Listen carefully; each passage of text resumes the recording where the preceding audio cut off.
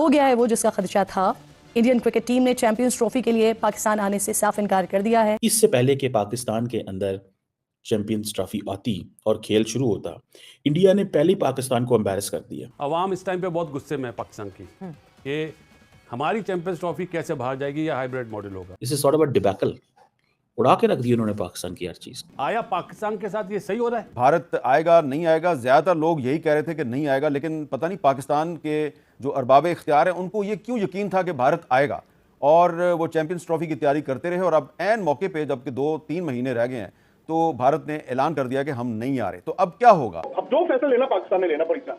क्या पाकिस्तान उस एक्सट्रीम तक जाना चाहेगा कि जाओ जी हम चैंपियंस ट्रॉफी नहीं खेलते, कंसिडरिंग कि उनके लिए फाइनेंशियल कॉन्सिक्वेंसेस क्या है? भाई हमने क्या करना है, जो करना है इंडिया ने करना है, जो करना है इंडिया ने करना है। तो अब बात यह है कि ये अगर उन्होंने कहना है तो वो जब कहेंगे तो there is no choice, ICC उनको सपोर्ट करेगी।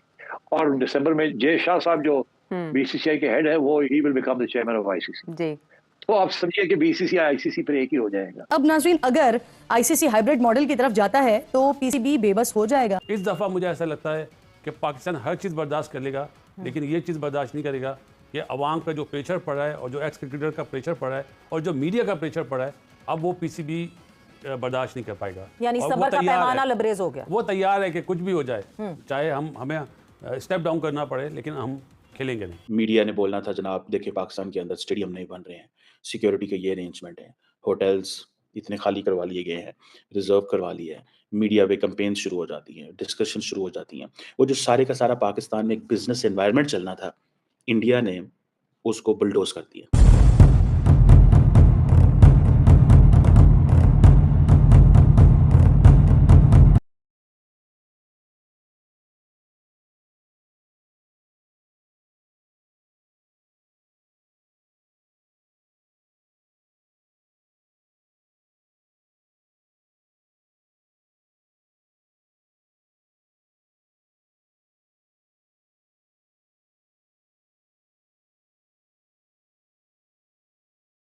इससे पहले कि पाकिस्तान के अंदर चैंपियंस ट्रॉफी आती और खेल शुरू होता, इंडिया ने पहले पाकिस्तान को एम्बैरस कर दिया।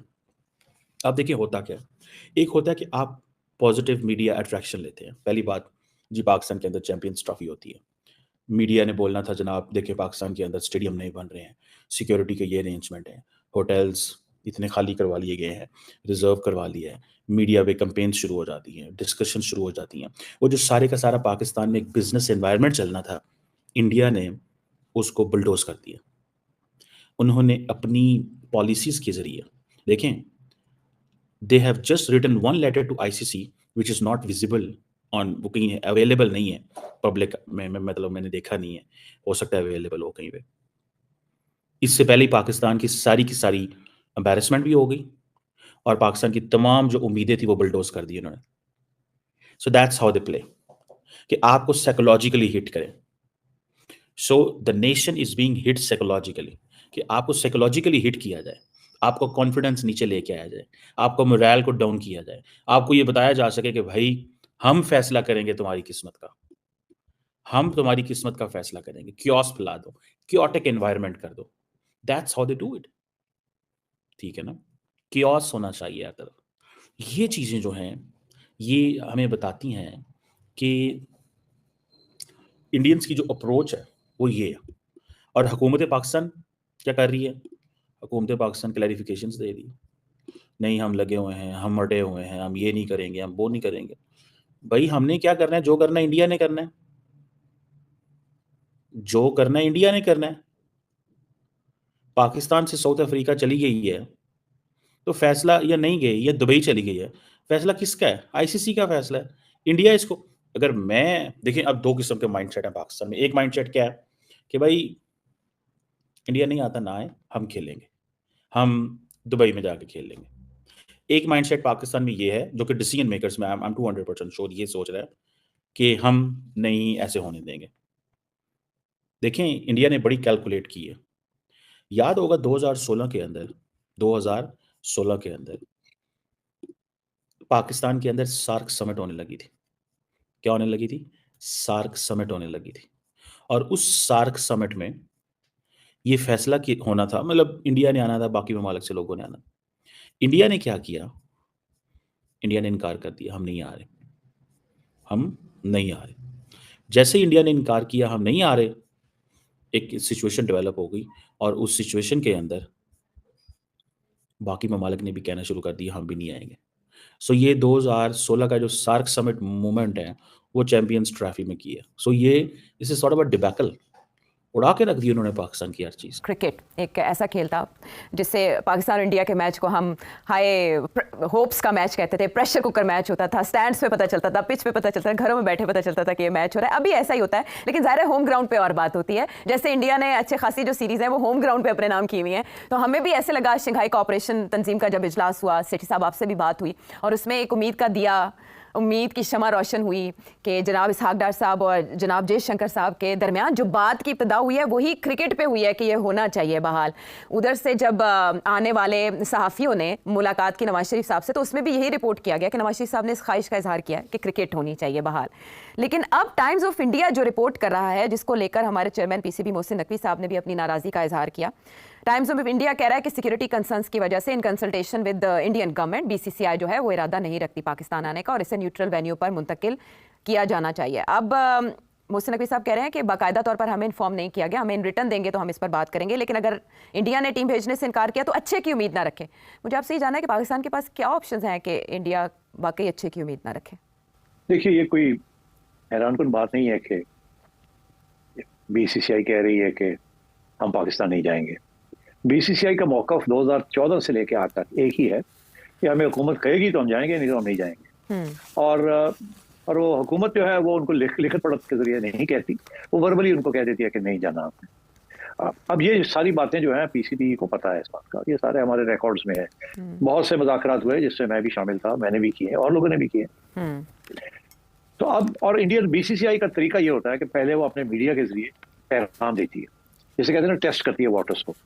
जब ये एशिया कप की बात आई तो मुझे याद है कि अगेन उन्होंने अपने मीडिया के जरिए छोड़ डाल दिया कि एशिया कप पाकिस्तान में नहीं होगा, और एशिया कप जो सेक्रेटेरिएट है उनकी तरफ से कोई बयान नहीं आ रहा था, मगर मीडिया इंडिया का लगा हुआ था, उनको ब्रीफिंग हो रही थी। अच्छा, तो फिर उस वक्त मैं पीसीबी चेयरमैन था, तो मैंने फिर ये किया कि मैंने कोई 10-15 इंटरव्यूज दिए इंडियन मीडिया को, पाकिस्तानी मीडिया को नहीं, इंडियन मीडिया को, जिससे मैंने ये हाइब्रिड मॉडल प्रपोज किया और मैंने कहा कि this is one way out of the crisis.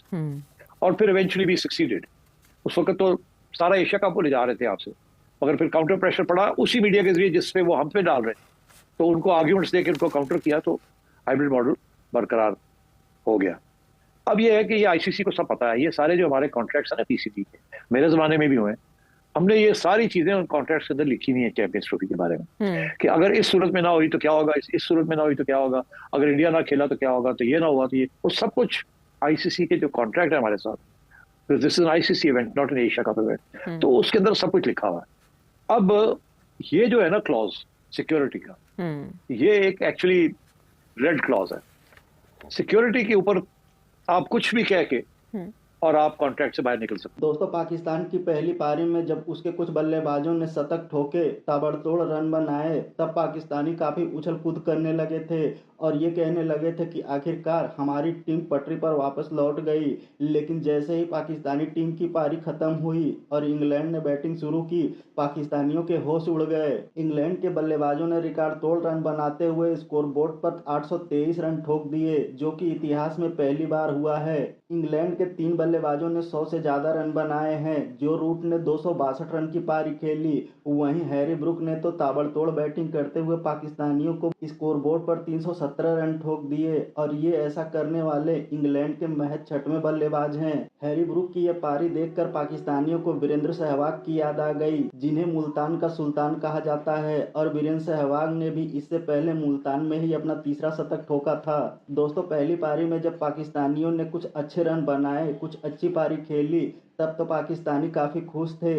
लेकिन जैसे ही इंग्लैंड के बल्लेबाजों ने कुटाई शुरू की, वैसे ही पाकिस्तानी मीडिया पिच का रोना रोने लगी। पाकिस्तानी मीडिया अपने खिलाड़ियों के बुरे प्रदर्शन पर बिल्कुल भी बात नहीं कर रही है, बल्कि सारा दोष पिच क्यूरेटर पर लगा रही है और ये कह रही है कि हमारे पिच में ही दोष था। खैर, हर हार के बाद बहानेबाजी करना तो पाकिस्तानियों की पुरानी आदत है।